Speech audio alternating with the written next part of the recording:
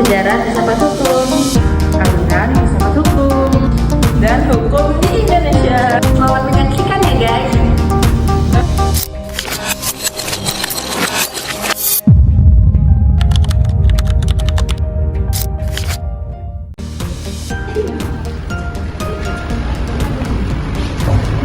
Selamat pagi anak-anak.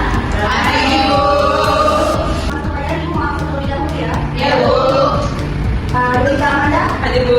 Mawar Berita. Hadir Bu. Amalia Amanda. Hadir Bu. Salah kali Nisa. Hadir Bu. Nama Syahri. Hadir Bu. Sikandra. Hadir Bu. Hari ini kita akan membahas tentang filsafat hukum ya. Ada yang bisa menjelaskan apa filsafat hukum itu? Ayo Bu. Saya pernah baca bahwa filsafat hukum mempelajari hakikat hukum dan mengapa hukum harus ditaati. Nah, filsafat hukum juga menghubungkan hukum dengan moralitas dan keadilan. Tepat sekali. Filsafat hukum itu tidak hanya tentang aturan, tetapi juga tentang konsep dasar hukum dalam kehidupan manusia ya. Oke, setelah kita mengetahui apa itu filsafat hukum, ada yang tahu nggak sejarah filsafat hukum? Tahu, yang saya tahu itu sejarah filsafat hukum itu dimulai dari masa Yunani. Menurut salah satu filsuf yaitu Plato percaya bahwa hukum harus mencerminkan dunia ideal, sedangkan Aristoteles melihat hukum sebagai alat keseimbangan sosial. Betul, ada alat kemenangan Santo Thomas Aquinas mengembangkan hukum alam menghubungkan hukum dengan prinsip moral dan agama.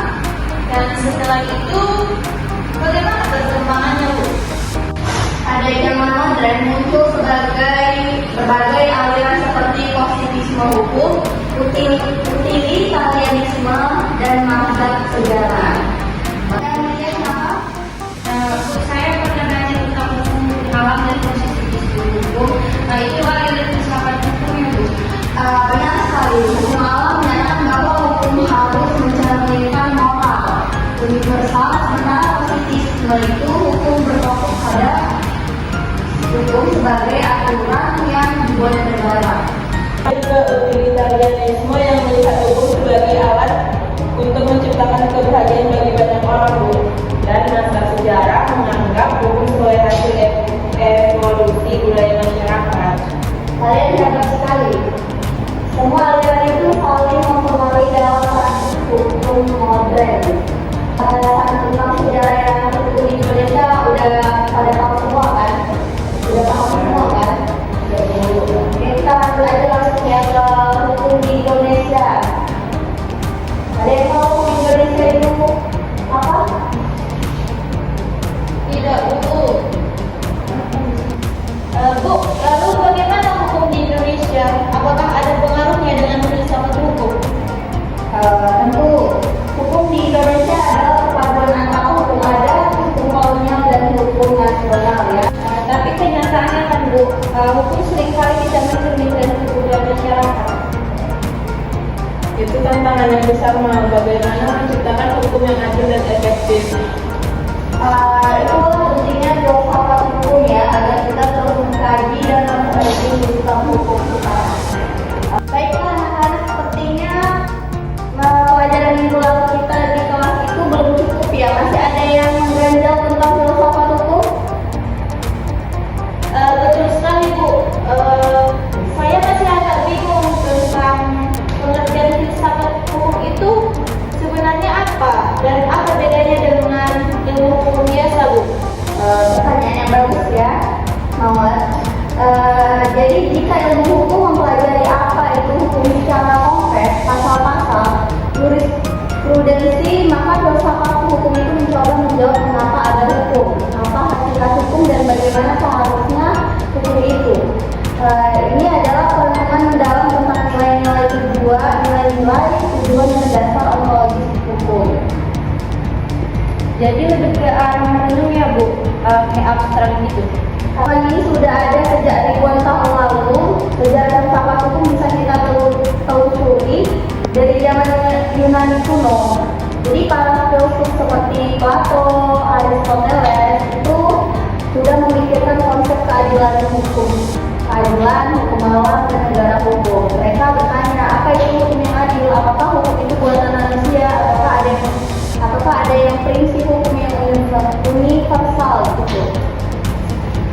Oh, jadi dari sana hukum konflik keadilan universal itu ya, Bu. Lalu bagaimana perkembangannya setelah itu? Ya, di era Romawi muncul pemikiran tentang ius gentium dan ius natural yang kemudian sangat mempengaruhi hukum barat. Lalu di abad pertengahan, filsafat hukum banyak dipengaruhi teologi dengan Thomas Aquinas yang mencoba menyerahkan hukum positif dengan hukum ilahi dan hukum alam. Kemudian di zaman pencerahan, pemikir seperti Rousseau dan Locke menekankan kontrak sosial dan hak asasi manusia sebagai dasar hukum. Ini melahirkan pemikiran yang sangat fundamental tentang kedaulatan rakyat dan pemerintah berdasarkan hukum ya. Menarik sekali sejarahnya, Bu.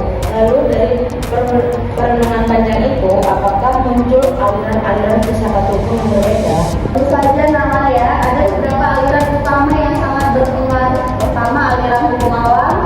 Ini adalah aliran tertua yang meyakini bahwa ada hukum yang berlaku universal dan abadi, bersumber dari Tuhan, akal budi atau kodrat manusia. Hukum positif harus sesuai dengan hukum alam agar sah ya. Berarti kalau hukum positif bertentangan keadilan fundamental, itu bisa dibilang tidak sama dengan alirannya, Bu? Kurang lebih begitu ya, siapa? Ibu. Lalu ada positivisme hukum, ini aliran yang sangat dominan terutama di era modern. Pokoknya seperti John Austin dan Hans Kelsen, mereka berpendapat bahwa hukum adalah perintah penguasa yang sah terlepas dari nilai moralnya. Yang penting adalah bentuk dan prosedur pembentukannya. Kalau Kelsen dengan teori hukum murninya sangat menekankan hierarki normal. Jadi bagi penganut positivisme, hukum yang hukum saja ya Bu, dan tidak perlu dikaitkan dengan moralitas. Garis besar ya, bagi mereka menggunakan hukum dan moralitas penting untuk menjaga objektivitas dan kepastian hukum. Kemudian ada konsep sejarah hukum seperti konsep ini yang melihat hukum sebagai manifestasi jiwa atau roh rakyat atau Faith gitu lah ya. Hukum ini tumbuh secara organik bersama masyarakat, bukan begitu saja. Jadi hukum itu cerminan budaya suatu bangsa ya, Bu? Bukan sekadar produk legislasi. Tepat sekali Sela. Ada juga aliran realisme hukum, baik di Amerika maupun Skandinavia. Mereka lebih menekankan pada kenyataan praktis, bagaimana hukum bekerja di pengadilan.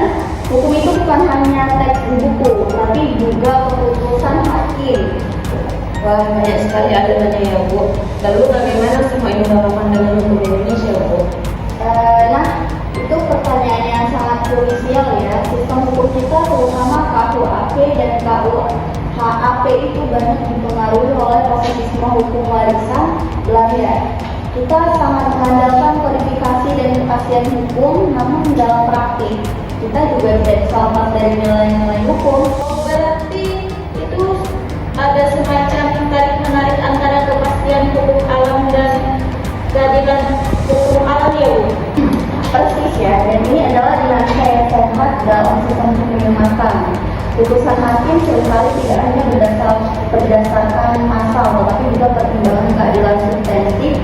Selain itu, hukum adat yang masih hidup di beberapa daerah kita menunjukkan pengaruh mandat sejarah hukum. Jadi filsafat hukum ini bukan hanya teori belakang, tapi punya implikasi nyata dalam praktik penegakan hukum di Indonesia ya, Bu? Betul sekali ya, memahami filsafat hukum membantu kita melihat hukum bukan hanya sebagai sekumpulan pasal, tapi juga sebagai sebuah sistem nilai yang hidup, berkembang dan selalu berinteraksi dengan masyarakat. Kalau sudah paham, kita tutup aja pelajaran hari ini ya. Siap, Bu. Nah, teman-teman, dari materi yang telah kami bahas tadi, dapat kita simpulkan, dalam filsafat hukum, kita diajak untuk berpikir radikal, sistematis, dan holistik dari prinsip hukum yang berlaku dalam masyarakat. Hal ini menjadi dasar dalam membangun argumentasi hukum pengambilan keputusan dan merancang sistem hukum yang adil dan efisien. Nah, singkatnya, filsafat hukum hingga saat ini adalah bidang yang dinamis yang terus berkembang dan berkembang, yang mencerminkan upaya tanpa henti umat manusia untuk memahami, mengkritik, dan membentuk sistem hukum yang lebih adil dan efektif dalam menghadapi tantangan zaman. Hal ini menjadi disiplin ilmu terhadap praktik hukum dan untuk membimbing reformasi hukum di masa depan. Walaupun kita mengetahui bahwa sudah banyak perubahan, hanya saja masih belum selalu efektif dalam pelaksanaan. Teman-teman, aliran dalam filsafat hukum memiliki pandangan berbeda-beda mengenai hakikat hukum, sumbernya, dan hubungannya dengan nilai-nilai moral dan keadilan masing-masing. Aliran ini memberikan kontribusi penting dalam memahami hukum dari berbagai perspektif. Nah, hukum di Indonesia merupakan sistem yang kompleks dan dinamis, terdiri dari berbagai peraturan undang-undang, hukum adat, dan hukum agama yang saling berinteraksi. Sebagai negara hukum, Indonesia berupaya menegakkan supremasi hukum, perlindungan hak asasi manusia, dan pembagian kekuasaan.